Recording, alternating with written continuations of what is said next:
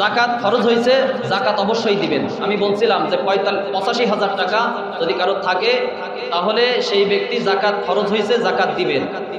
এরপরে 1 লাখ টাকায় 2,500 টাকা আসবে, সে হিসাব করে সে জাকাত দিবে। আমরা অনেকেই ফেতরা, হুজুর ফেতরা কত বলেন, ফেতরার কত টাকা হয়, এটা শুনে আমরা ঠিকই ফেতরা দিই, ওই যে 50 টাকা 100 টাকা 150 টাকা দিলে হয়ে যাবে।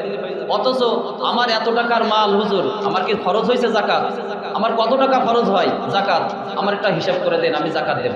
এই ব্যাপারে কেউ আমরা নেই। কত আমাদের অধিকাংশ মানুষের উপরে জাকাত ফরজ, অথচ আমরা জাকাত দেই না। এই জাকাত গরিবের অংশ, জাকাত গরিবের হক, এটা আপনার আমার হক না। এটা যদি আমি ভক্ষণ করি তাহলে এটা জাহান্নামের কুজ ভক্ষণ করছি। এই জাকাতকে রাসূল করিম সাল্লাল্লাহু আলাইহি সাল্লাম বলছেন, যারা জাকাত দিবে না তাদের কিয়ামতের ময়দানে এই জাকাত হবে সাপ। এই জাকাতকে সাপ বানানো হবে। এই জাকাত তাকে পেঁচানোর পরে তাকে দংশন করবে আর বলবে, তুমি যে আমাকে ভক্ষণ করছিলে, গরিবের হক তুমি গরিবকে দাওনি, এই কারণে তোমার সেই ভক্ষণ করা সেই সাপ, সেই মাল আমি আজকে সাপ হয়ে গেছি, নাও আমার বিষ আজকে তুমি ভক্ষণ করো। এইভাবে বলবে আর তাকে কামড়াতে থাকবে। এই জাকাতের মাল সেদিন সাপ হয়ে যাবে। এই জন্য জাকাত যাদের উপরে ফরজ হয়েছে অবশ্যই জাকাত দিবেন। তবে এই জাকাত শাড়ি আর কাপড়ের ভিতরে সীমাবদ্ধ করলে হবে না। এটা টাকা দিয়ে দিবেন, আপনি একটা জিনিস কিনে দিলেন, একটা ভ্যান কিনে দিলেন, তার উপার্জনের জন্য একটা ব্যবস্থা করে দিলেন, এটাই হবে জাকাত। আপনি তার টাকা, তার সম্পদ আপনি খরচ করার কি, মানে এই জাকাত এটা তো তার গরিবের সম্পদ, গরিবের হক, এটা গরিবের কাছে দিবেন টাকা, সে যা পারে সে করবে।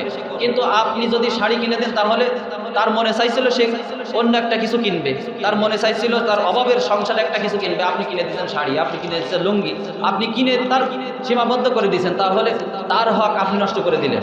এজন্য তার হক অনুযায়ী তাকে দিতে হবে। আপনার মন মতো দিলে জাকাত হবে না, আপনার মন মতো দিলে গরিবের হক আদায় হবে না। সময় খুবই কম।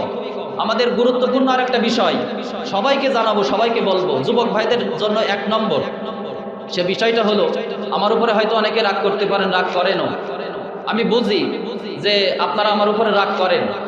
তো আমার এটা দায়িত্ব থেকে আপনাকে বলি, যদি আল্লাহ তাআলার চাকরি না করতাম, এটা 2টো চাকরি, আমি এখানে বসছি, আমি 2টো চাকরি নিয়ে বসছি। 1 নম্বর হলো আপনাদের দায়িত্ব, আপনারা রাখছেন এই চাকরি, তো এর থেকে বড় চাকরি হলো মালিকের চাকরি। আপনাকে যদি আমি না পৌঁছাই আমার কথাগুলো, হক কথাগুলো, বা সমাজের ভিতরে যেই গানগুলো, যেই গুণাগুলো, যেই অশ্লীলগুলো চলে, এইগুলো বাধা দেওয়ার জন্য আমি যদি এই এতটুকু দায়িত্ব পালন না করি, তাহলে মালিকের যে চাকরি করি এই জায়গায় আমি ধরা খেয়ে যাব।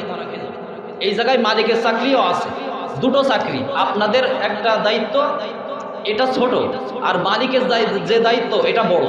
এটা আল্লাহ তাআলা আমাকে ধরবেন, অবশ্যই কিয়ামতের ময়দানে বলবেন, তোমাকে যে দায়িত্ব দেওয়া হয়েছিল এই দায়িত্ব কতটুকু পালন করছো, মানুষের কাছে হক কতটুকু বুঝাইছো। তো সেখানে আমি বেশি ধরা খেয়ে যাবো। তো দুনিয়াতে যদি আপনারা আমার বেতন নাও দেন অসুবিধা নেই, যে করে হোক পার হয়ে যাবে, কিন্তু হাসরের ময়দানে যদি মালিক ধরে ফেলে তাহলে সেখানে আমার বাঁচার কোনো লাইন নেই। এ কারণে ওই চাকরিটা আমার বড় চাকরি। আপনারা যদি সবাই মিলে আমার কবরে জুতা মারেন আমার কোনো ক্ষতি নেই, যদি মালিক কবরের নিচে আমার ফুল দেয়, ফুল। আর যদি সবাই মিলে ভালোবেসে আমার কবরের উপরে শহীদ মিনারের মতো ফুল দেন, আর মালিক যদি আমার জুতা পড়া দেয় তলে, তাহলে আমার এই ফুল দিয়ে কোনো লাভ নেই। লাভ আছে বলেন? কোনো লাভ নেই।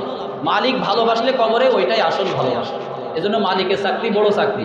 সেই দায়িত্ব থেকে বলবো, সামনে ঈদ আসছে, এই ঈদে যুবকরা হয়তো অনেকে গান বাজনা করার জন্য, একটু পিকনিক করবেন আনন্দ করার জন্য, অনেকে উৎফুল্ল। তা আপনার কাছে আমি অনুরোধ করব, আপনি এই গান বাজনা বাদ দিয়ে, মুরব্বীরাও তো করছিল একটা পিকনিক, ওয়াজ গজল বাজান, আপনি তেলাওয়াত করেন, আপনি গজল দেন, ওয়াজ দেন, এইগুলো দিয়ে পিকনিক করেন, এগুলো তো একটা আনন্দ। আমি তো মুসলমান, আপনার আমার অস্তিত্ব আমি ভুলে গেলে কেমনে হবে? আপনার আমার তো আত্মীয় স্বজন আছে, তাদের জন্য মাগফিরাত এত দোয়া করছি, আমরা ইফতারের সময় দোয়া করি, আপনি দিন শেষে ঈদের আনন্দে গুনাহ দিয়ে শেষ করলেন, আপনার আমার কেমন মুসলমানিত্ব থাকবে? এই জন্য যুবক ভাইয়েরা গান বাজনা অনেকে করতে চাচ্ছেন, অনেকের কাজ দিয়ে আমার খবর নিতে চাচ্ছেন যে উস্তাদিরা একটু বলেন যে গান বাজনা একটু আস্তে করবানে অসুবিধা নেই, উস্তাদি যেন কিছু না বলে। তাহলে এটা আপনারা যুবকদের মনে চাই, ঠিক আছে, আপনারা যদি আল্লাহওয়ালা হতেন, বা আমার এই জায়গায় আপনারা থাকতেন, বা মাদ্রাসায় যারা পড়ে আলেম হচ্ছে তাদের জায়গায় যদি যুবক ভাই আপনি থাকতেন, তাহলে অবশ্যই করতেন না। যেহেতু আপনাকে শয়তানে ধরে বসছে, আপনি বুঝেননি, আখিরাত পরিপূর্ণ বুঝে আসেনি, এ কারণে আপনি চান অল্প হইলেও গু খাবো, বেশি খাবো না, অল্প খাবো গু। তো এইটা আপনার ভিতরে শয়তানি ঢুকেছে, এই জন্য আপনি আনন্দ করতে চান ইহুদি নাসারাদের না। তো ওই আনন্দটা না করে ইসলামিক কায়দায় আনন্দ করেন। আপনি পিকনিক করেন কিন্তু ইসলামিক কায়দায় করেন, গান বাজনা করে করেন। আমার উপরে রাগান্বিত অবশ্যই আপনাদের হবে, আমার কারণ অনেক বাধা আসছে, রাগ অবশ্যই হতে পারে, কিন্তু হাসরের ময়দানে বুঝবেন প্রকৃত বন্ধু কে, প্রকৃত বন্ধু কে ছিল হাসরের ময়দানে আপনি বুঝতে পারবেন। আজকে যদিও শত্রু মনে হবে, কিন্তু হাসরের ময়দানে প্রকৃত বন্ধু কে ছিল আপনার এটা বুঝবেন সেদিন। এজন্য প্রকৃত বন্ধু আমরা, এজন্য আপনার ভালো চাচ্ছি। তো গান বাজনা থেকে বিরত থাকবে।